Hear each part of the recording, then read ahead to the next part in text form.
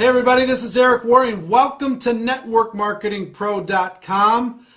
I missed you. I will tell you, the last Thursday and Friday, as many of you know, I had some technical difficulties. My computer crashed, my hard drive crashed. The sad news is, part 4 of the Earl Shaw interview, the file was corrupted.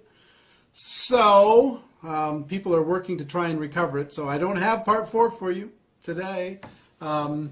Hopefully we'll be able to get it to you and get it posted soon. If not, I'll have to go back, because I can't be the only one that knows about what Earl Shaw said in part 4 of that interview. So we'll have to get it to you one way or the other.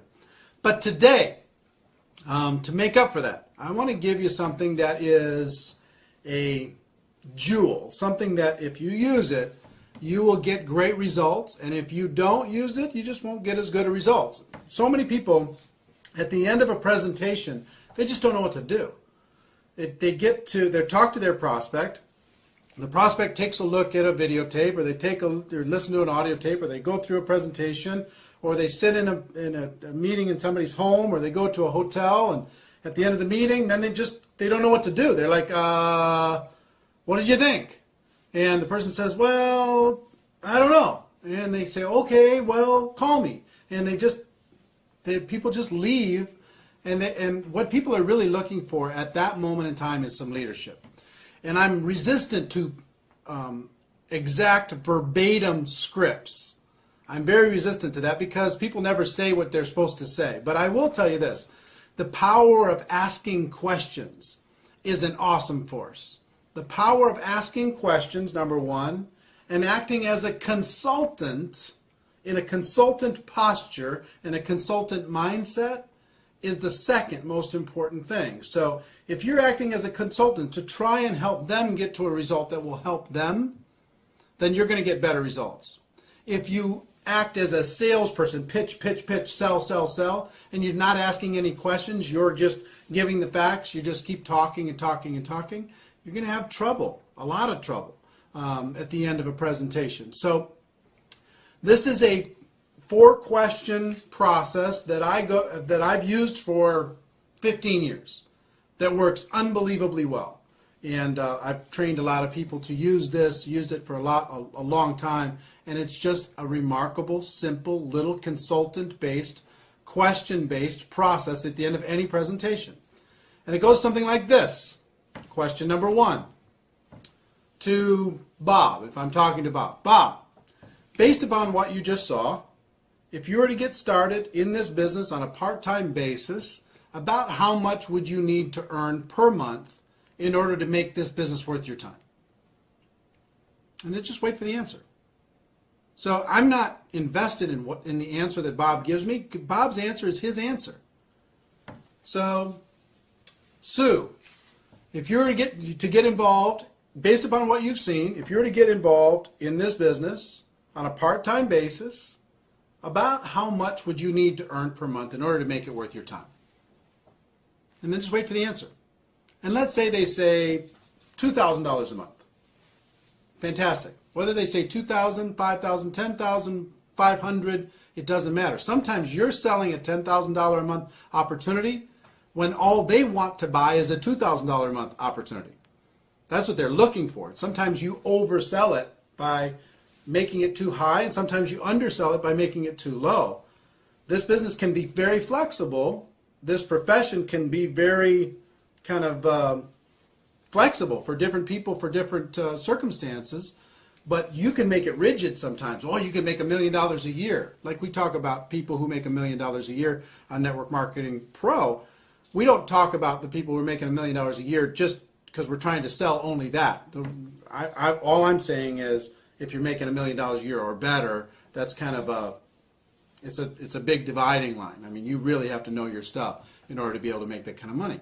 But anyway, in other words, you don't tell them what the opportunity can be for them. Let them tell you what the opportunity would be, what would be exciting for them. So question number 1, so-and-so, based upon what you've just seen, if you were to get started on a part-time basis, about how much would you need to make per month in order to be able to make it worth your time? Wait for the answer. Let's say they say $2,000. Fantastic. Question number 2. About how many hours per week do you think you could dedicate to building this business in order to be able to make that $2,000 a month? And wait for the second answer. About how many hours per week do you think you could dedicate in order to be able to develop a $2,000 a month income with this business? And wait for the answer. They give you the answer. Let's say they say 8 hours a week. Fantastic. Question number 3. About how many months would you be willing to work those 8 hours a week in order to develop a $2,000 passive residual income? About how many months? And wait for the answer again. About how many months would you be willing to work your 8 hours a week in order to develop your $2,000 monthly passive income? And wait for that answer. So you're going to get let's say they say 6 months.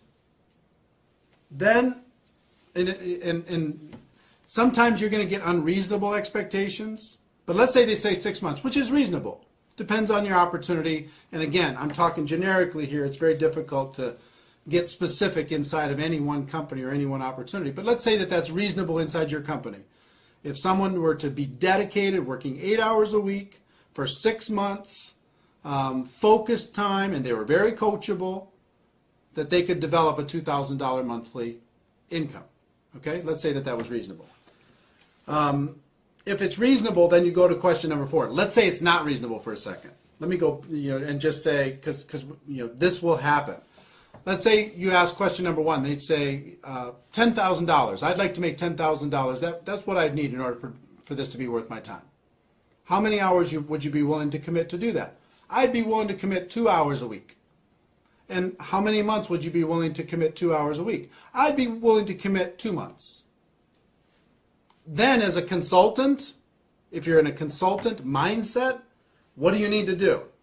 You've got to say, look, I will tell you right now, that's an unrealistic expectation. In order to be able to earn $10,000 a month in a business, a brand new business, working 2 hours a week for the next 2 months, I just don't think that we can get you there. But if you're willing to change one of these 3 numbers, then we can get you there. You either have to change the 10,000 and make it lower, or you have to change the hourly and make it more hours per week, or you have to change the month and decide to give it more months. But if you're willing to change one of those numbers, or maybe 2 of the 3 numbers, then I can show you how to get there. But if you're not willing to do that, you know what, this probably isn't for you. You probably have other things that you could do. So coach them to be able to set reasonable expectations based upon one of those 3 things. Okay, so you understand? And you will gain more credibility when you say, you know what, this probably isn't for you, and you coach them into a reasonable expectation by saying you're going to have to change one of those 3 numbers. You'll gain way more credibility than you'll say, okay, fine, great, just join. That doesn't give you any credibility at all. If you let them know that, if somebody tells you can make $1 million a year and you can do it, you can make $100,000 a month and you can do it in your first 90 days and you could do it working 10 hours a week, does that buy you any credibility? It doesn't. Even if they sign up, it doesn't buy you any credibility. So question number 1, how much money per month, in order to be able to make it worth your time? Number 2, how many hours per week would you be willing to commit in order to develop that income? Number 3, how many months would you be willing to work those hours per week in order to be able to develop that income? So let's say that those are reasonable. Then question number 4 is really simple. I would just say, look, if I could show you how to get that $2,000 monthly income, working 8 hours a week, focused time, you'd have to be really coachable, over the course of the next 6 months, is there anything else you need in order to get started? Anything else you need to know in order to be able to get started? And just wait for the answer. And I promise you, 90% of the time they say, you know what, if that can happen, I'm ready to go. Because you have let them, by asking questions, you have let them create a reality that they could get excited about. Some people are going to shock you. You think that they're going to want $5,000 a month, and all they want is $500. You don't know that they just sat, with their spouse talking about bills, and they just need to make some credit card payments. So you're selling $5,000 a month, $10,000 a month, $4,000 a month, $2,000 a month, and all they want to buy right now is $500 a month. So instead of trying to sell something and you don't know what they want to buy, ask them what they want to buy. And so long as it's reasonable inside of your company, inside of your opportunity, then you can help them create a roadmap in order to be able to make that happen. So if somebody's really ambitious and say, you know what, I've got to make something happen. I need to make $5,000 a month because I just lost my job, or this happened, or that happened, or something, there's some crisis happening in our family. Okay, how many hours a week would you be willing to work? I'm willing to work 40 hours a week, 50 hours a week. I'm willing to do whatever I need to do in order to be able to make it happen. And how long would you be willing to work that in order to be able to make it happen? I need to make it happen pretty fast. I got to make it happen in 90 days. So long as that's reasonable and they're willing to work really, really hard and they're coachable, then you can lay out a game plan for them and say, okay, look, if I can show you how to make that $5,000 a month, working 40, 50, 60 hours a week over the course of the next 90 days, would you be ready to get going? And just wait for the answer. You're acting as a consultant. You're acting as a friend. You're acting as a coach. And if their expectations are unreasonable, then you need to say, you know what, this isn't for you. Sorry. If it is reasonable, then you ask them the question, you help them get started, and then you create a game plan for them that is reasonable in order to be able to make that expectation come to life. I will tell you, if you will utilize this, we haven't talked a lot on Network Marketing Pro about scripts, and this is more about a concept than anything else. Be acting as a consultant, acting as a coach, not acting as a salesperson. If you focus on this concept, it will be worth its weight in gold. So, I know I missed you on Thursday and Friday. I hope this made up for it.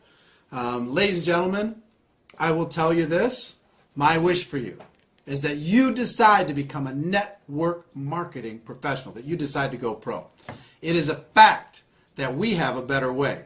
Now let's go tell the world. Everybody have a great day, and I'll see you tomorrow. Bye-bye.